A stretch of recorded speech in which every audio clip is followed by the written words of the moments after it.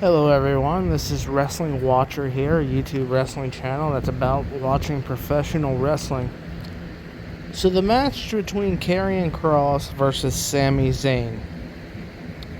This was intriguing because on one hand you have Sami Zayn and they're telling the story that he will be a world champion someday. That's his goal, to be a world champion. But on the other side of that spectrum, on the other side of that coin, you have Karrion Kross, who's finally getting a little bit of heat behind him, enough to where you could actually start a push, which is what they've been doing lately. And so you kind of watched it and you wondered, okay, are they going to tell the story of Sami Zayn on his journey to that world championship, or are they finally going to give Karrion Kross a big win and help get this push really going in the right direction? And the match was back and forth, and Karrion got a lot of offense in. He looks great. Scarlett looks great. It's a great package. And, there was this story coming out that Karrion Kross wasn't going to ever get a big push because he refused to do bumps, or he couldn't take bumps. But he took bumps in this match. He did. The corner suplexes. He took a few bumps, a few slams, and I don't know if that's an actual story or not, but that rumor has been out there lately in wrestling media that the reason Karrion Kross doesn't get the big push is because he refuses to take bumps. Watching this match, it seems to disappear because he took him in this match, like I said. And the match went back and forth, and I think both of them looked great. Sami Zayn would ultimately get the win after hitting the haluva kick. Karrion Kross hit a few big moves on Sami in the corner, and then when Karrion Kross rushed back to the corner to hit another one, Sami Zayn ran over and caught him with the haluva kick. And he's been feuding Sami Zayn.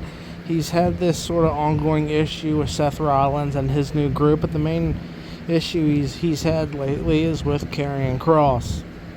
Now, I think Karrion Kross is right there. He's in that mid-card heel status where he could easily go upper mid-card with one good feud, in my opinion. He's right there. Now, if it were me booking lately, there's been this idea that maybe LA Knight would be better off on Raw as a babyface, fresh new start. I really like the idea of LA Knight and Karrion Kross feuding. I think that could be brilliant. I think those two could put something great together. Now, where it goes from here with Sami Zayn, who knows, right? Like I said, he's had this ongoing issue with Seth Rollins and that group, and he came out at the end there when Seth Rollins and his group were interfering in the Cena Punk main event. That's a different video, but Sami Zayn did come out for that. So did Penta. And so you're sort of left wondering, okay, what do we do with Sami Zayn next? And I think him and Dom could be great. But the problem with that is I don't want Dom losing that Intercontinental title for a while. I think that's a great title for him to have. I think that's a good push. I don't want Sami just taking it away yet. So where do you go with him? Who knows? It's a tough one to answer. Obviously, you could have him feud with Braun Breaker. You could have him feud with Bronson Reed. That's something there. If your ultimate goal is for him to win a world title, though, Sami Zayn I'm talking about, the next feud, the next match, the next few of them need to result in big wins. It needs to elevate Sami further. So, in my opinion, I think Karrion Kross and LA Knight, I think there's something there. Karrion Kross versus Penta could be interesting.